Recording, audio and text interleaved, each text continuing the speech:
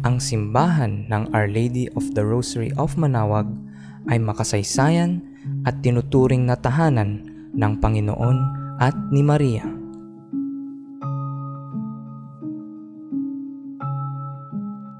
Kasama ng mga banal na sumusunod sa pangaral ng Ama.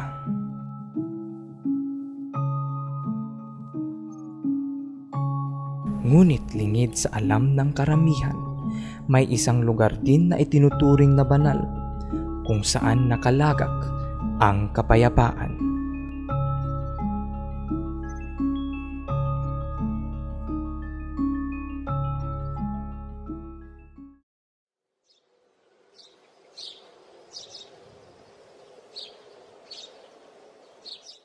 Himlayan ng mga minamahal natin sa buhay. Ito ang Manaoag Catholic Cemetery na itinatag ng Simbahan ng Manaoag at libo na ang mga nakahimlay rito.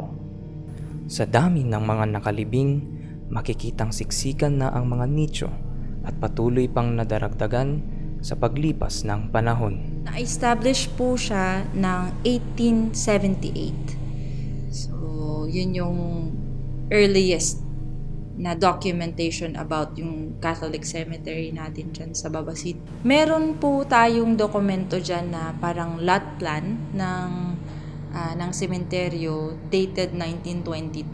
So, yun din yung pinakalumang dokumento kung paano ang pagsasaayos ng mga nicho, kung saan nakalibing dapat ang mga adults, may portion ng pang mga bata. Ganun. Meron din pong mga files ang ating parokya na ang earliest entry natin for the Book of Death, kasi ang ating parish syempre nililista ang mga namamatay at i-assume natin na ang mga namamatay noong mga 1900s doon sa Catholic cemetery natin sila nililibing. Ilan sa mga kilalang personalidad na mula sa simbahan ang nakahimlay rito. Sa likuran ko ay ang nicho ni Father Teodolo Cahigal, ang founder ng Holy Rosary Academy na kilala ngayon bilang Letran Manaoag. Sa pagluwag ng restriction kontra COVID, inaasahan na dadami ang dadalaw sa mga sementeryo. Nagsimula ang pagdiriwang ng All Saints Day noong Mayo taong 609, panahon ni Pope Boniface IV, bilang pagkilala sa Pantheon ng Roma para kay Inang Maria. Nang ika-8 siglo, inilipat ito ni Pope Gregory III sa Nobyembre 1 bilang pagpupugay sa lahat ng santo. Gunugunita ng buong simbahan ng All Saints Day ng November 1 at November 2 para naman sa All Souls Day. At naniniwala po tayo, siyempre pag namatay ang isang tao, once lang naman tayo mamamatay, either mapupunta tayo sa heaven, sa purgatory, or sa hell. Ano ba yung heaven? Ang heaven, ito yung mga souls na kung saan perfectly for the love of God. These are the holy ones. Kaya nga naging santo sila. So, holy ones sila. At para sa atin, naniniwala tayo na yung kanilang dasal ay malaking tulong para doon sa mga souls na nasa purgatorio. No? At tayo na nandito sa lupa, nabuhay pa rin dito sa lupa, nagdarasal din para doon sa mga souls na nasa purgatory. Dahil sa angking katahimikan ng sementeryo, hindi ito maiwasan na ihambing bilang isang lugar ng katatakutan. Siguro dahil pinag-uusapan natin yung mga kaluluwa, na-associate yun sa mga nakakatakot. But I think we should not do that bilang simbahan. Hindi naman natin, kahit yung Halloween party, hindi naman nating term yun. Hindi term yun ng simbahan. Actually, dapat nga, ang term natin is ipagdasal din talaga. At ipagdasal natin yung mga kaluluwa, yung mga term pero yung Halloween party na mga nakakatakot, I think hindi dapat natin yun ginagawa. Hindi natin, wala sa katuruan ng simbahan. Wala sa teaching ng simbahan na takutin natin, magtakutan tayo. Ang pinupush ng simbahan, ipagdasal natin with the communion with the saints.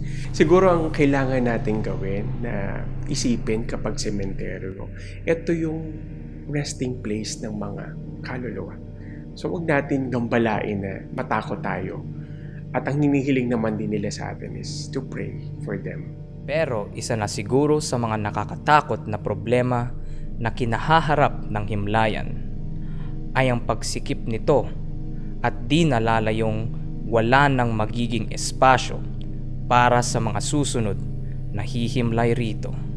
Kung makikita nyo ang ating sementeryo sa ngayon, hindi na nasunod yung plano na nakita natin 1922, hindi na ganun ang itsura.